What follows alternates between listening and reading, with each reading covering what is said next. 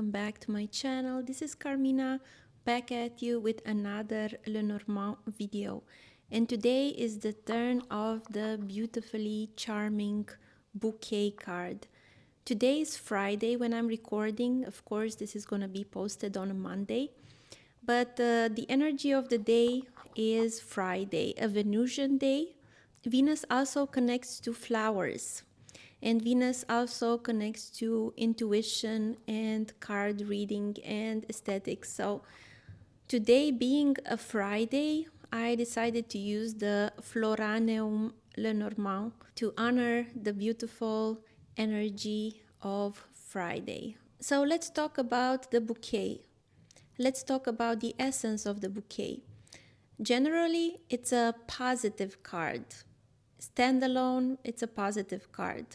Of course, as with every card, if it has a negative card right before or after, the meaning can be a little dampened. So in general, the bouquet shows a beautiful gesture. It shows a compliment, a gift, some kind of personal recognition. When you recognize someone personally and particularly, when you give them their accolades, like a ceremony that's for someone in particular, not a ceremony for everyone, or something very personalized, very custom. The bouquet has to do with beauty, charm, flirtation, gratitude. It could be an invitation to something. It could be a pleasant surprise. So the bouquet is about something offered, a gesture of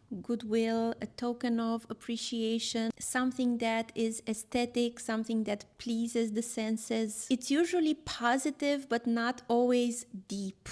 It's a compliment, not a vow. The bouquet is not the ring. So the bouquet can be beautiful compliment or flattery, but it doesn't signify a deep commitment. There have to be other cards to make it deeper. If it's about a person, the bouquet can mean someone that's charming and attractive. In a more negative connotation, it can also mean someone more superficial that likes to look at the shininess of things. It can also mean social graces, manners, etiquette, and it can also be a sugar-coated situation. So if it's a bouquet and then you get a scythe or a snake or the fox, it's like a Trojan horse, a gift that hides something less pleasant. So now let's go into some examples. As you can see, I already casted a 2-card example. I just wanted to add that to help us, to assist us today, we have fuchsite in quartz. Fuchsite is a stone associated to healing, and today is Friday. Venus is also associated to healing. So I thought it would be a good companion for our reading. Let's get into it. The bouquet, as we know, is a positive card. But then, if we get the scythe after, it shows a pleasant surprise that is suddenly cut off. It's a nice offer that is withdrawn. It's a social situation that turns sour abruptly. It's a charming person that reveals that they have some claws. It's a flirtation that is cut off very quickly. Or it could be cosmetic surgery, because the bouquet has to do with aesthetics, with the surface, with the outer beauty, and the scythe has to do with surgery. So the mode, the vibe of this is a sharp turn after charm, or something too good to be gets exposed, or if someone is asking or interested in cosmetic surgery or being a cosmetic surgeon, this is it. Or doing some procedures, cosmetic procedures that involve sharp objects. Now, if we reverse, that's very interesting. The meaning always changes if the cards are reversed. If we put the scythe first and the bouquet after, a painful situation turns into a gift, a relief after pain. Ending something toxic leads to happiness. So making a cut leads to happiness. An apology or a peace offering. So after something difficult, there's like a peace offering or an apology.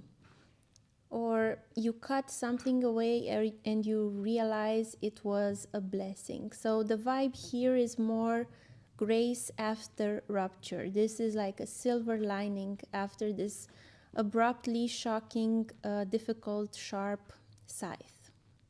Now let's look at a 3-card example. Charming man who hides deception, which is the snake. It's also interesting to look in a particular card deck where the people or the animals are facing. Here you can see the man is facing towards the snake and the snake is facing towards the man. So it's more oriented towards deception than to flattery. Flattery is something they have to kind of get out of the way. So it's like a man who seems sweet and generous but may have ulterior motives. It's like one of those catfishing men that they say everything that you want to hear, but then they have an ulterior motive. The flirtation, which is the bouquet, masks seduction or manipulation, which is the snake. You're drawn in by charisma, but there's something that's off. It can also be a love triangle, someone acting nice but actually playing dirty. So the advice with this 3-card spread would be don't trust the charm at the face value and watch their actions and not their words. Okay, so next thing, let's look at a 5-card or line reading example. So first we get the birds, then we get the bouquet, then we get the letter, the scythe, ring. And this is a 5-card or a line example, and we can look at it sequentially and we can also look at it through mirroring. The 2nd card mirrors the 4th card, the 1st mirrors the 5th, and then the 3rd card is at the core, at the center. So if we read it sequentially from the 1st to the 5th card, we have a message that is sweet or a message about an invitation, and it's a written message because it's the letter. So it's a nice conversation or invitation. It could be flirting over text. Then we get, there is a sudden end to a relationship because this nice conversation, there's something in it that brings a sudden end, a scythe, to a commitment.